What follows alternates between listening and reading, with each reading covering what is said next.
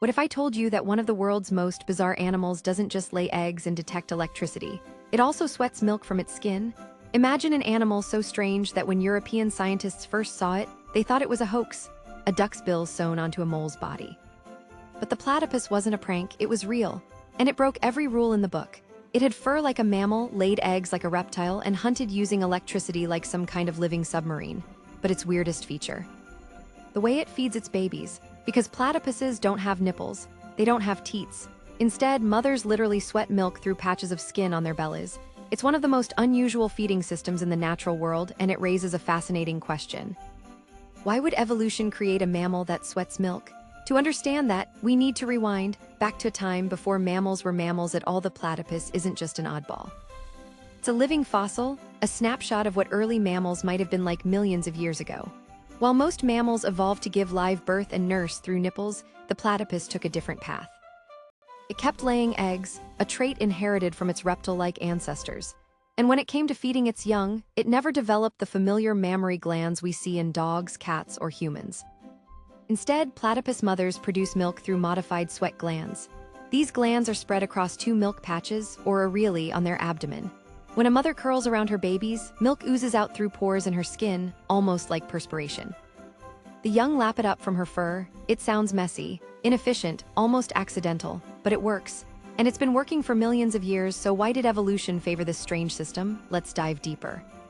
The platypus belongs to a tiny group of mammals called monotremes, the only mammals that lay eggs. There are only 5 species left today: the platypus and 4 species of echidna. And all of them share this unusual milk-secreting method. Scientists believe this trait is an evolutionary relic, a halfway point between reptiles and modern mammals. Reptiles don't produce milk at all, mammals do. But early in mammalian evolution, milk might have started as a nutrient-rich secretion from skin glands, similar to how some birds produce crop milk. In most mammal lineages, these glands eventually became concentrated into nipples. But monotremes like the platypus never made that leap. They kept the ancestral version, milk oozing directly from the skin, and in their case, it wasn't a disadvantage. It was perfectly adapted to their lifestyle. Think about where platypuses live.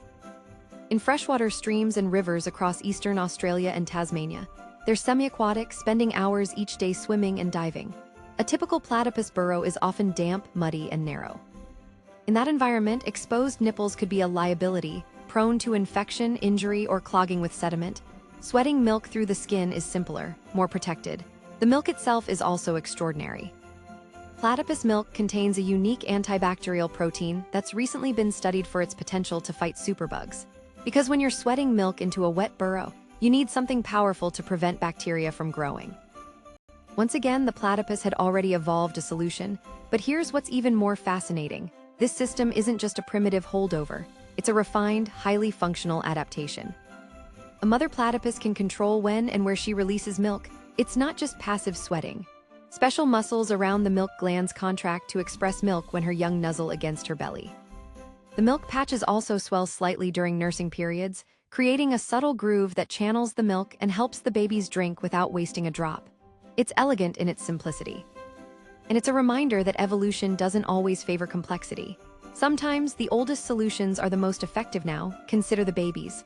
Platypus pups are born from soft, leathery eggs about the size of a grape. They're blind, hairless, and completely dependent. For the first few months, they stay in the burrow, feeding only on their mother's milk. They don't suckle. They lick and nuzzle her belly, stimulating the milk flow. It's an intimate, quiet process, hidden from the world in a riverbank burrow. And it works so well that these tiny, odd-looking creatures grow into some of the most effective predators in their ecosystem. By the time they leave the burrow, they're ready to hunt shrimp, insects, and small fish using their extraordinary electrolocation system, detecting tiny electrical signals from their prey's muscles. That's another platypus superpower. But it all starts with milk sweated from their mother's skin. This bizarre feeding method is part of a larger story, one of survival against the odds. The platypus has survived asteroid impacts, climate shifts, and the arrival of humans, all while keeping its ancient traits intact. It's a reminder that evolution isn't a straight line. It's a tree with many branches, and the platypus is one branch that never quite followed the others. Today, platypuses face new threats: habitat loss, pollution, and climate change drying up the rivers they depend on. But understanding their unique biology isn't just a curiosity. It's crucial for their conservation, because the platypus isn't just a weird animal. It's a window into our own deep past, a reminder that the story of mammals is stranger and more varied than we often assume. And the fact that it sweats milk, that's not a flaw. It's a masterpiece of evolutionary ingenuity. If you were a platypus pup, what would be the first weird fact you'd want to learn about your own species? Let me know in the comments, and subscribe to Animal Fact Vault for more unbelievable stories from the natural world.